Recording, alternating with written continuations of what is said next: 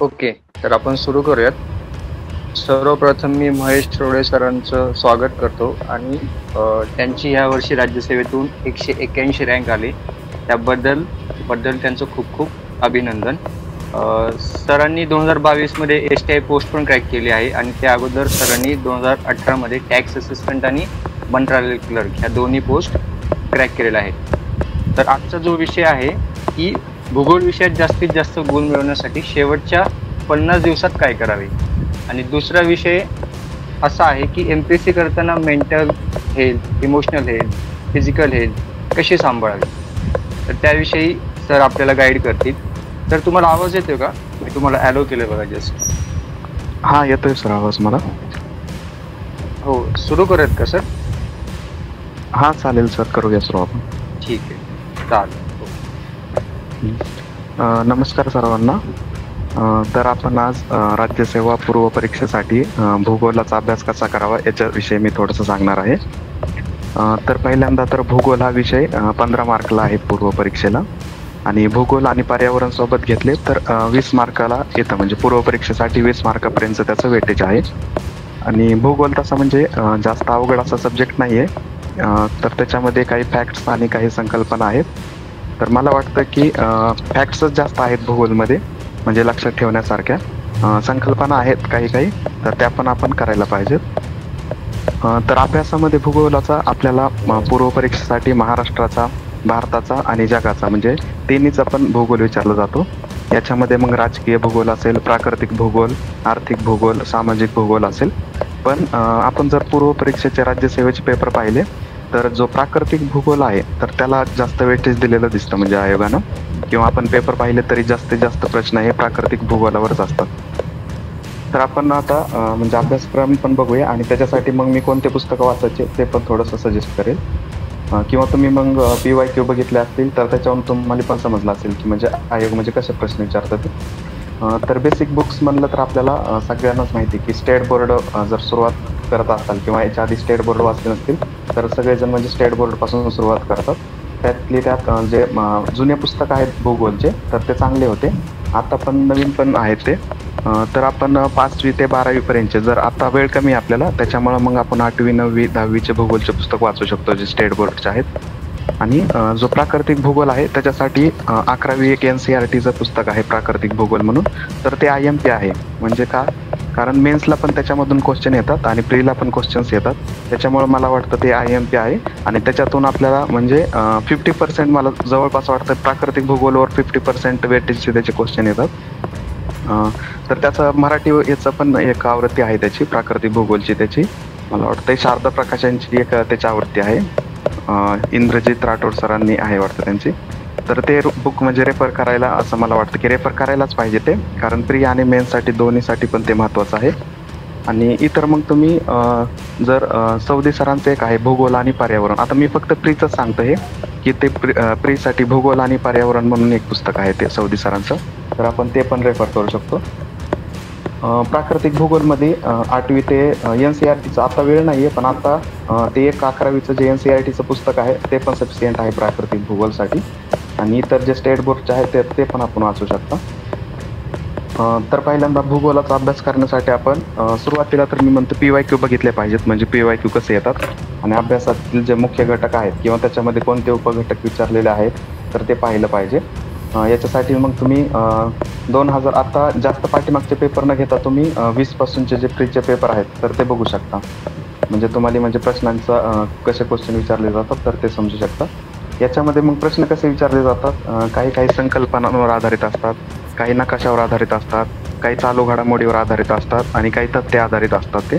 तर चालू घडामोडींवर आधारित कसे, समजा एखादा देश कोणत्या खंडात आहे किंवा ते विचारलं जातं, किंवा असं एक म्हणजे जनरलशी ज्याचा संबंध आहे तसं विचारलं जातात. म्हणजे सध्या रशिया युक्रेन युद्ध आहे किंवा मग ते हमास आणि इस्रायलचं युद्ध आहे तर ते विचारू शकतात हा म्हणजे देश कोणत्या खंडात आहे किंवा याच्या बाजूचे देश कोणते, असं ते म्हणजे त्याला थोडासा करंटचं हे देऊ शकतात ते.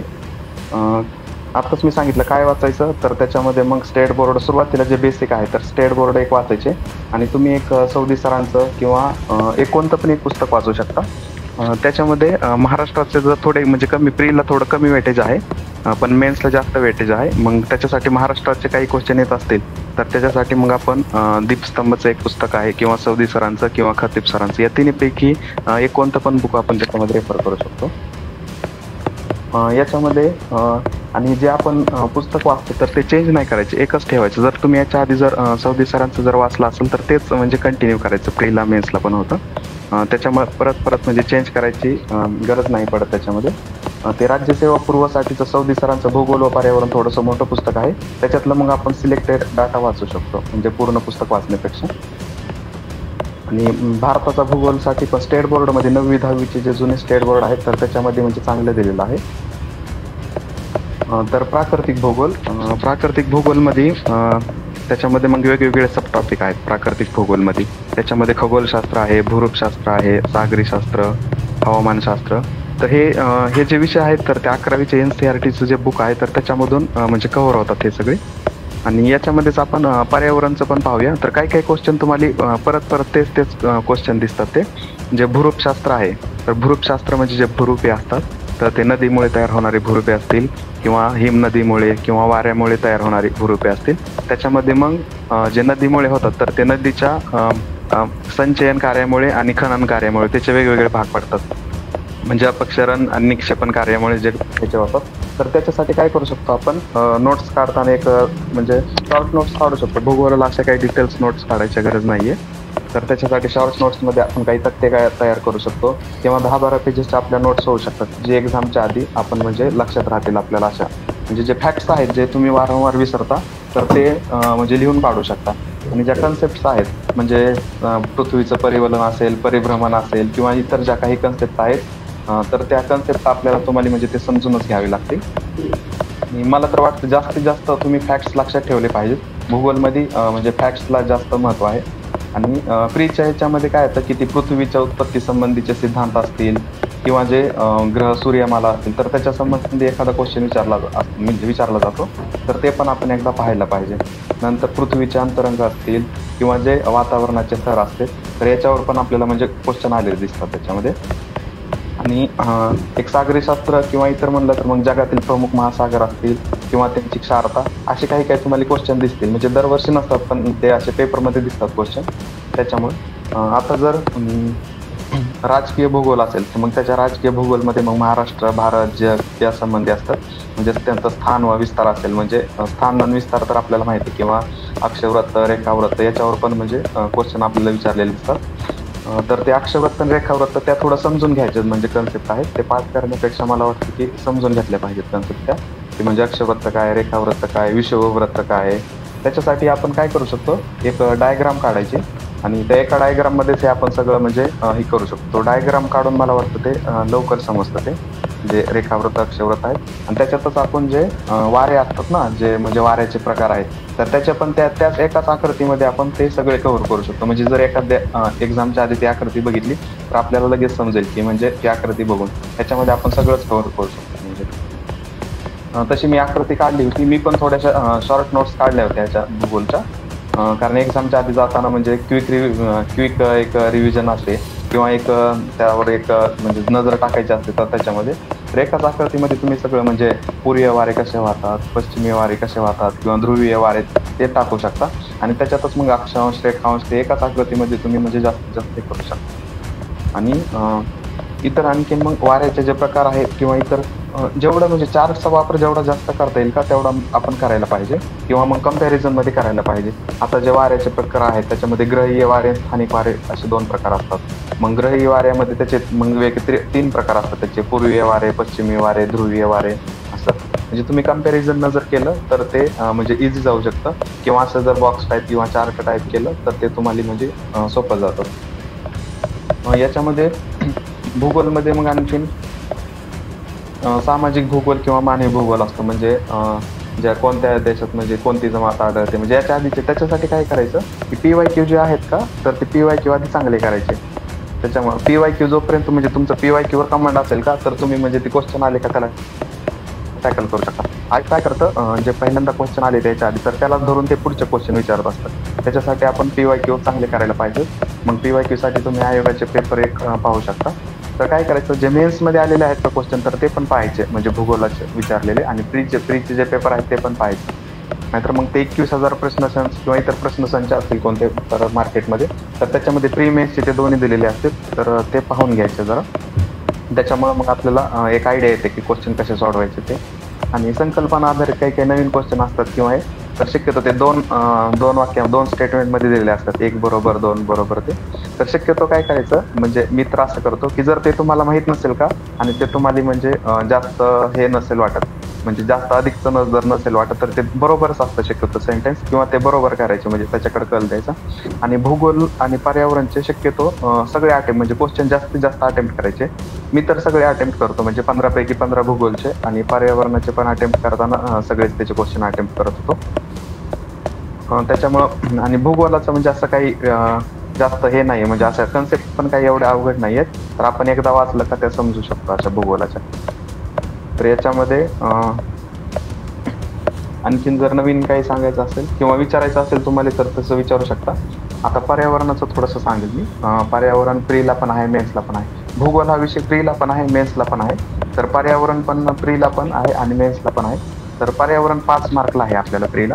तर याच्यासाठी असं खूप मोठं पुस्तक म्हणजे वाचायची गरज नाही असं वाटतं, किंवा असं खूप वेळ द्यायची गरज नाही. तर जे बेसिक पर्यावरण आहे, म्हणजे सोपे आता तुम्ही पाहिलं असेल PYQ जर सगळ्यांनी बघितले असते, तर ते खूप वेळा तो इकॉलॉजी ही कन्सेप्ट कोणी दिली, परिसंस्था ही म्हणजे परिस्थितिकी संज्ञा कोणी दिली, परिसंस्था ही संज्ञा कोणी दिली, हा प्रश्न वारंवार विचारला जातो. म्हणजे ते इकॉलॉजी आणि इकोसिस्टीम याच्याबद्दल, किंवा असंच काही म्हणजे बायोडायव्हर्सिटी हॉटस्पॉट असतील, किंवा हे काही काही बेसिक क्वेश्चन आहे ते परत परत परत परत येतात. तर ते काय करायला पाहिजे, ते सगळ्यात आधी आपण ते करायला पाहिजे. म्हणजे तुम्ही पहिल्यापासून सगळं पर्यावरण वाचण्यापेक्षा असे काही PYQ मधून किंवा हे आपल्याला काही कीवर्ड सापडतात का, तर ते करून पाहिले पाहिजे. आणि एक नेहमी ते राष्ट्रीय उद्यान एक विचारतात, तर एक तर राष्ट्रीय उद्यान म्हणजे पाहिले पाहिजेत. म्हणजे मोस्ट ऑफ द पेपर काढले तर तुम्ही त्यात जोड्याला हवा असतील, किंवा इतर ह्याच्यात ते राष्ट्रीय उद्यान कुठं आहे, कोणतं आहे ते विचारले जातं. नंतर पर्यावरणामध्ये जैवविविधता संबंधी काही प्रश्न असतात, तर त्याच्यामध्ये पण म्हणजे पाहिलं पाहिजे थोडंसं. परत ते प्रकल्प एक विचारतात, किंवा वेगवेगळे दिवस असतील, तर म्हणजे आंतरराष्ट्रीय जैवविविधता दिवस कधी असेल, किंवा इतर करार एक विचारतात. ते करार किंवा जे वेगवेगळे ज्या संस्था असतात, तर त्याचे एक एस्टॅब्लिशमेंट किंवा त्याचं कुठे आहे ते एक विचारतात त्याच्यामध्ये. जसं की ते कार्टाजेना प्रोटोकॉल असेल किंवा नागोया प्रोटोकॉल असेल. आणि जे आंदोलनं झालेली आहेत, तर ते पण आता म्हणजे काही पेपरमध्ये दिसतील तुम्हाला, म्हणजे चिपको आंदोलन कुठे झाले किंवा कुणी केले, किंवा ते अपिक्को आंदोलन असेल, मिट्टी बचाव आंदोलन असेल. तर असं हे म्हणजे असे क्वेश्चन बघतात. त्याच्यासाठी काय करायचं, PYQ आधी म्हणजे पर्यावरणाचे PYQ आधी चांगले करून घ्यायचे, आणि नंतर मग जर आणखीन वेळ असेल तुम्हाला, की वाटत असेल आणखीन वाचायला पाहिजे, तर ते एक वाचायचं. याच्यासाठी जर ते अभ्यास मित्र एक चॅनल आहे युट्यूबला, तर त्यांना एक पर्यावरणाचा व्हिडिओ बनवलेला आहे. मला वाटतं 3 तासाचा एक व्हिडिओ आहे. तो पाहिला तरी म्हणजे जरा बेसिक म्हणजे पर्यावरणाची माहिती कळते. म्हणजे तेवढा व्हिडिओ बघितला, एकदा रिपीट सुरुवातीला जर पाहिला, नंतर 2च्या स्पीडवर जरी पाहिला, तरी थोडंसं म्हणजे मला वाटतं की बरंच कव्हर केलेला आहे तो त्यांना. तर तो पण मला वाटतं की फायदेशीर आहे तो व्हिडिओ. याच्यामध्ये आणखीन भूगोलाचा अभ्यास करताना दुसरे आणखीन तुम्ही आधी वेटेज बघायचं सगळ्यात जास्त कशाला आहे. भारताचा जर भूगोल करताय, तर सगळा भारताचा भूगोल न करता काय करायचं, हिमालय किंवा भारतातील मुख्य नद्या असतील, किंवा इतर जे खनिज सापडत असतील मुख्य, तर ते आधी करायला पाहिजे. म्हणजे शक्यतो हिमालयावर एक क्वेश्चन असतोच, मग ती दक्षिणेकडून उत्तरेकडे त्याचं हे असेल, किंवा हिमालयातल्या त्या खिंड्या असतील, किंवा हिमालयातल्या नद्या असतील, तर याच्यावर एक क्वेश्चन म्हणजे हमखास परीक्षेला येतं. तर त्याच्यासाठी आधी ते करायचं, म्हणजे आपल्याला आउटपुट कुठे मिळेल, म्हणजे जास्तीत जास्त म्हणजे मार्क्स कसे येतील ते पाहायला पाहिजे. तर त्याच्यासाठी म्हणजे वेटेज कशाला जास्त आहे, तर ते आधी करायचं म्हणजे पूर्ण करण्यापेक्षा. आणि एक्झामसाठी जर कमी वेळ असेल, तर ही चांगली स्ट्रॅटेजी आहे की आपल्याला मार्क पाहिजेत, आपल्याला पूर्ण आत्ताच नाही माहीत करून घ्यायचं ते. तर त्याच्यासाठी म्हणजे तुम्ही सगळे ते चार्ट काढले, किंवा नद्या असतील, आता नद्याचा उगम असेल किंवा कोणत्या सागराला मिळते, तर तसं काढायला पाहिजे असं मला वाटतं. याच्यामध्ये संदर्भ पुस्तकं तर ते सांगितले तुम्हाला. आणखीन तुमचे जर काही क्वेश्चन असतील तर ते पण विचारा, किंवा कमेंटमध्ये टाका परत. सर मला विचारतील, मग मी त्याचे पण आन्सर देईल.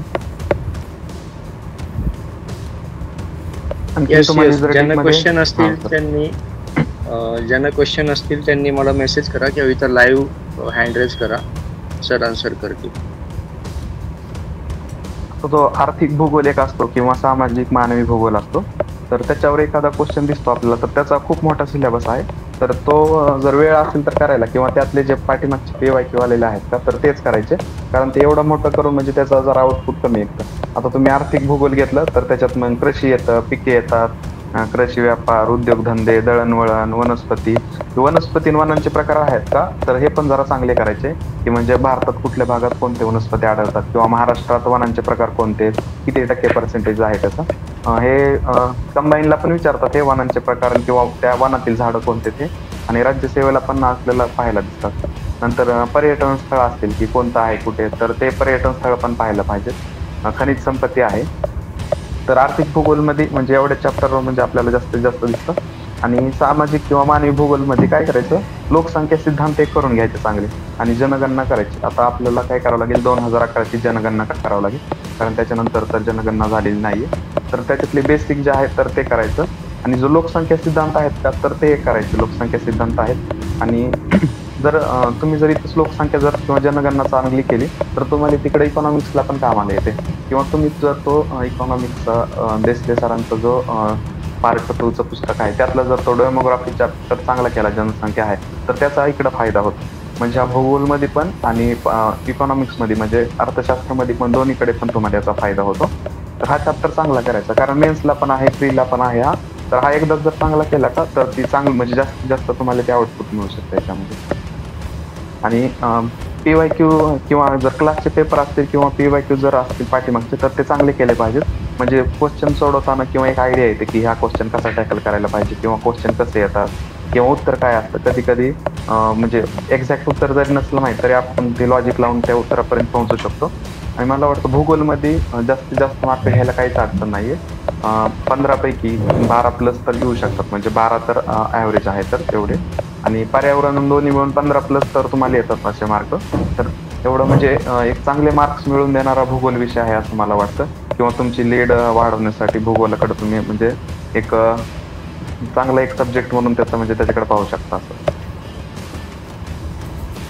याच्यामध्ये भूगोलमध्ये आणखीन जर सांगायचं झालं तर राजकीय भूगोल एवढं म्हणजे जास्त वेटेज प्रीमध्ये असं मला जास्त क्वेश्चन तर दिसते नाही राजकीय भूगोल. तर याच्यामध्ये राजकीय भूगोलमध्ये मग भारत किंवा शेजारील देश असतील, किंवा मग जगातील खंड असतील, किंवा महत्त्वाचे देश असतील, तर याच्या संबंधी आपल्याला एखादा प्रश्न दिसतो त्याच्यामध्ये. मला वाटतं की प्राकृतिक भूगोलवर जास्तीत जास्त म्हणजे प्रीला भर दिलेला असतो प्राकृतिक भूगोलमध्ये. त्याच्यामुळे प्राकृतिक भूगोल आपण चांगला करायला पाहिजे. आणि कधी कधी ते मग ते हेच असतात ना, मानवी भूगोलामध्ये मग भारतातील जाती असतात किंवा जमाती असतात, तर त्या कुठल्या भागात राहतात, किंवा मानवी व्यवस्थेवर कधी कधी प्रश्न आलेला दिसतो की मानवी व्यवस्था म्हणजे कोणत्या प्रकारच्या असतात त्या, तर त्याचे वेगवेगळे प्रकार असतात, तर ते पण पाहायला पाहिजेत. आपण काय करायचं, PYQला धरून बघायचं. म्हणजे PYQ आधी याच्या संदर्भात आलेला आहे का, कसा विचारलाय, तर त्याच्या संदर्भात वाचायचं. नाहीतर भूगोलाचं वाचायला पण खूप सारं आहे. तर आपण म्हणजे कमीत कमी वाचून म्हणजे जास्तीत जास्त आउटपुट कसा येईल, तर त्याच्या म्हणजे ते बघितलं पाहिजे. नंतर नैसर्गिक प्रदेश जे असतात ना, तर त्याच्यावर पण एक प्रश्न दिसतो आपल्याला हमखास. म्हणजे दरवर्षी एकतरी प्रश्न विचारला जातो. ते नैसर्गिक प्रदेश म्हणजे ते गवताळ प्रदेश असतील, किंवा ते वेगवेगळ्या देशाचे प्रदेश असतात, तर त्याच्यामध्ये पण विचारलं जातं. नंतर जे वारे आहेत ना, तर ते वारे पण चांगले बघून जायचं. वाऱ्याचे प्रकार जे असतात, किंवा जे स्थानिक वारे आहेत का, तर ते स्थानिक वारे पण चांगले करायचे. म्हणजे वाऱ्यामध्ये ते खारे वारे असतील, मधलई वारे असतील, किंवा ते जे परदेशात जे आहेत ना, ते चिनूक वारे असतील, किंवा ते थंड वारे, गरम वारे, तर ते एक पाहून जायचं. नंतर प्राकृतिक भूगोलमध्ये काय एक म्हणजे सब टॉपिक पाहायला गेलं तर त्याच्यामध्ये मग भूकंप असतील, भूकंपाचे प्रकार आहेत, भूकंपाच्या वेव्स जे असतात त्याच्या लहरी, त्याचं आहे. नंतर ज्वालामुखी आहे, ज्वालामुखीचे प्रकार आहेत. नंतर तो ज्वालामुखी कुठे आढळतो याच्यामध्ये एक ते विचारलं जातं. नंतर पृथ्वीचे जे उत्पत्तीचे जे सिद्धांत आहेत का, तर त्याच्यावर एक हमखास आपल्याला प्रश्न दिसतो. तर याच्यासाठी काय करायचं, म्हणजे PYQ आलेले आहेत का, तर ते चांगले करायचे आधी. मला वाटतं 3-4 वेळा त्यांना विचारलेलं आहे प्री आणि मेन्सला पण. तर त्याचं ते लिहून घ्यायचं एका पेजवर आणि ते पाठच करायचं. तर त्याच्या संदर्भात जोड्या लावा हमखास विचारलं जातं. तर ते जोड्या लावा मग आपल्याला आलं पाहिजे. म्हणजे आता मी सांगतो जसं ते ह्याच्या PYQचेच मी काढलेले होते. इमॅन्युअल कांट आहे, तर त्यांचं ते वायुरूपी परिकल्पना सिद्धांत आहे, म्हणजे नेब्युलर हायपोथेसिस. नंतर लॅपलासचा तेजोमय परिकल्पना आहे. चेंबरलिन व मुलनचा ग्रहकण परिकल्पना आहे. नंतर जॉर्ज लेमेत्रीचा बिग बँग थिअरी आहे. नंतर लॉकियरचे उल्का उत्पत्ती सिद्धांत आहे, ते एक आहे. नंतर जे वेगवेगळे दिवस असतात का, तर ते दिवस एका खाली एक असे लिहून ते पाठच करायचे मला वाटतं. कारण प्रिल आणि मेन्सला पण विचारतात ते जे वसंत संपात दिन असतात किंवा दिन रात्र समान किंवा सर्वात मोठा दिवस, सर्वात लहान रात्र, तर ते एकदा काय करायचं, लिहून ठेवायचे आणि ते असे पाठ करताना असं सुरुवात म्हणजे मार्च पासून सुरुवात असतं, मग ते असं पाठ करायचं 21 मार्च, मग सूर्यकिरणे विषुववृत्तावर लंबरूप पडतात, मग वसंत संपात असतो. नंतर तिथून पुढे 3 महिन्यांना म्हणजे मार्च, एप्रिल, मे, जून, मग 21 जूनला परत सूर्यकिरणे कर्कवृत्तावर पडतात, मग तो उत्तर गोलार्धात सर्वात मोठा दिवस असतो. मग त्याच्यानंतर 3 महिने आणखीन पुढे जायचं, मग सप्टेंबर येतो, 23 सप्टेंबरमध्ये शरद संपात असतो. किरणे विषुववृत्तावर परत म्हणजे पडतात आणि दिवस रात्र समान असतो. जेव्हा विषुववृत्तावर सूर्यकिरणे लंबरूप पडत असतात, तर तेव्हा दिवस रात्र समान असतो. म्हणजे काही संकल्पना हे समजून पण घ्यायच्या आणि ते पाठ करताना असं म्हणजे 21 मार्च, त्याच्यानंतर 3 महिन्यांनी 21 जून असं समजायचं. सूर्य इथं होता, नंतर 3 महिन्यानं वरती गेला, परत 3 महिन्यानं खालती आला, असं. मग 22 डिसेंबर असतो, हिवाळायन दिन असतो, तेव्हा मग किरणे मकर व्रतावर पडतात. नंतर ती जानेवारीची एक स्थिती असते, 3 जानेवारी ती उपसूर्य स्थिती, म्हणजे पृथ्वी जवळ असते त्यावेळेस सूर्याच्या, किंवा 4 जुलै अपसूर्य स्थिती, पृथ्वीच्या दूर असतो सूर्य, तसं ते म्हणजे काही काही कन्सेप्ट पण लक्षात ठेवायला पाहिजेत आपण. आणि जिथं मग फॅक्ट्स आहेत, तर फॅक्ट्स तर ते लक्षातच ठेवावं लागतात आणि पाठच करायचे ते फॅक्ट्स, कारण ते फॅक्ट्स एकदा पाठ केले का, किंवा जिथं आपल्याला ट्रिक्सचा वापर करता येईल का, तर तिथं करायचा. म्हणजे ज्यावेळेस ते पृथ्वीचं आपण बघतो, पृथ्वीची रचना बघतो आणि त्याच्यामध्ये त्या वेगवेगळ्या हे असतात ना, पृथ्वीचे अंतरंग बघताना शिलावरण, नंतर ते प्रावरण असतं, नंतर गाभा असतो ना, तर त्याच्यामधल्या ज्या विलकता आहेत का, तर त्याच्यावर एक आयोगाचा म्हणजे भर दिसतो की ती कोणते वेगवेगळे करणारे त्यांच्यात म्हणजे हे कोणते असते, विलकता कोणती. तर ती कॉनरॅड विलकता असते सियाल व सायमामध्ये, मोहो विलकता असते शिलावरण व प्रावरणमध्ये, नंतर रेपेटी विलकता असते बाह्य प्रावरण व आंतर प्रावरणामध्ये. त्याच्यासाठी एक ट्रिक्स आहे, ते खूप जणांना माहित असते किंवा आपापल्या ट्रिक्स बनवायच्या. त्याच्यामध्ये एक ट्रिक्स आहे ती कमर गटले म्हणून ट्रिक्स आहे ती.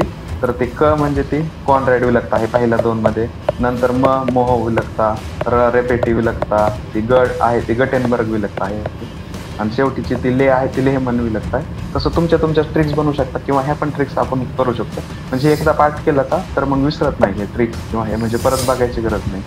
आणि भूगोल हा विषय असा आहे की एकदा जर तुम्ही चांगलं केलं का, तर ते म्हणजे खूप दिवसापर्यंत लक्षात राहतं, ते असं विसरत नाहीये. आणि ह्याच्यामध्ये असं ते इतिहास सारख्या सणावळी किंवा इतर असं खूप सारं लक्षात ठेवायसारखं नसतं. तर हे काही कन्सेप्ट आणि हे जर काही ट्रिक्स जर लक्षात ठेवल्या, तर मग त्याचा तुम्हाला जास्तीत जास्त म्हणजे फायदा होऊ शकतो याच्या भूगोल विषयामध्ये. याच्यामध्ये आणखीन जर पाहायला गेलं तर जे सिद्धांत आहेत वेगवेगळे, तर ते पृथ्वीच्या उत्पत्ती संबंधीचे किंवा इतर सिद्धांत आहेत, तर ते पण पाहायला पाहिजेत. किंवा तो भूखंड वहन सिद्धांत आहे अल्फ्रेड वेगनरचा, किंवा अभिसरण प्रवाह सिद्धांत आहे अर्थहोल्मसचा, समुद्र तळ प्रसार सिद्धांत आहे हॅरिसचा. तर ते एका खाली एक लिहायचे आणि ते पाठ करायचे, म्हणजे किंवा PYQ मध्ये आलेले आहेत ते, तर ते लिहून काढायचे. ते म्हणजे जास्तीत जास्त शक्यता असते परत यायची. भूगोलमध्ये क्वेश्चन आपण जर पाहिले तर खूप सारे रिपीट होतात. तुम्ही PYQ जर काढून बघितले तर तुम्हाला म्हणजे तेच क्वेश्चन परत दिसतील असं मला वाटतंय. आणखीन कोणाचे काही क्वेश्चन असतील तर सांगा ते. आता मी बेसिक म्हणजे एक पूर्ण ओव्हरऑल व्ह्यू तर सांगितला आहे याच्यामध्ये भूगोलमध्ये. हा, एक क्वेश्चन मला आलाय की रेखावृत्त आणि अक्षरवृत्त आता डीप मध्ये विचारत आहेत, तर तो क्वेश्चन कसा टॅकल करायचा? हा, तर त्याच्यामध्ये आधी तर बेसिक माहिती पाहिजे आपल्याला. तर आधी बेसिक म्हणजे जे पुढचा क्वेश्चन आहे ना, तो सोडवायला बेसिक जर माहिती असेल तुम्हाला, मग त्याच्यामध्ये परत डीप मध्ये आणखीन जर पुढे जायचं म्हणलं तर तुम्हाला माहित पाहिजे म्हणजे की कुठे म्हणजे कुठून कुठे जाताना ते ह्याच्यावर एक वेळेचा एक प्रश्न विचारतात ते रेखावृत्त, किंवा एक तुम्हाला एक ठिकाण देतात, किंवा एक याच्या आधी पाठीमागे क्वेश्चन विचारला होता. तर या म्हणजे भारतामध्ये जर इतके 12 वाजले असतील तर या म्हणजे रेखावृत्तावर किंवा या ठिकाणी किती वाजलेले असतील, तर ते तुम्हाला माहित पाहिजे की 360 रेखावृत्ते पार करायला म्हणजे पृथ्वीला 24 तास लागतात आणि 4 मिनिटाला एक रेखावृत्त पार करते, हे बेसिक माहित पाहिजे. आणि जो ग्रीनविच टाइम आहे तर त्याच्यापेक्षा आपला वेळ हा 5.5 तास पुढे आहे. तर हे त्याचं म्हणजे बेसिक असतं. तर याच्यामध्ये मग हे म्हणजे थोडंसं लॉजिक लावून पण आपण सोडवू शकतो. म्हणजे ह्याच्यामध्ये जर डीपमध्ये विचारले तर की हा देश म्हणजे भारताच्या कुठं पूर्वेकडे आहे का पश्चिमेकडे आहे, आणि हे कसं असतं ते शून्यवृत्त रेखावृत्त आहे, 0 रेखावृत्त आहे. तर तिथून कुठल्याही ठिकाणापासून म्हणजे 0 रेखावृत्तापासून जर पूर्वेकडे जाताना वेळेची बेरीज होते. आणि पश्चिमेकडे जर जात असताना आपण शून्यवृत्ताक्ष म्हणजे शून्य रेखावृत्तापासून तर वेळेची वजाबाकी होते. हे बेसिक माहित पाहिजे आपल्याला. मग आपण ते ठिकाण असा अंदाज करू शकतो की हे 0° रेखावृत्ताच्या म्हणजे पूर्वेकडे आहे का पश्चिमेकडे आहे. मग वेळेची बेरीज व्हायला पाहिजे का वेळेची वजाबाकी व्हायला पाहिजे. त्याच्यामध्ये मग ते 180° रेखावृत्त असतं जिथं आंतरराष्ट्रीय वार रेषा असतात. तर ते पण म्हणजे त्याच्या पण कडे पाहिलं पाहिजे. म्हणजे कसं असतं ते की जर ते आंतरराष्ट्रीय संकेतानुसार जर ते आंतरराष्ट्रीय वार रेषेच्या पूर्व दिशेने प्रवास करायला असतात म्हणजे जपानकडून जर अमेरिकेकडे, तर वार रेषा जर ओलांडली तर त्यांना 1 दिवस मागचा वार व दिनांक पकडावा लागतो. आणि तेच जर मग पश्चिमेकडून पूर्वेकडे प्रवास करत असेल म्हणजे अमेरिकेकडून जपानकडे, तर जर वार रेषा ओलांडली तर मग त्याने 1 दिवस पुढचा वार व दिनांक मानायचा असतो. तर हे बेसिक आहे, तर ते आधी म्हणजे करायला पाहिजेत. मग थोडेसे ते पुढचे प्रश्न पण आपण टॅकल करू शकतो किंवा अंदाज लावू शकतो त्याच्यामध्ये. येस. क्वेश्चन विचारा, ज्यांना डाऊट असेल त्यांनी क्वेश्चन विचारा.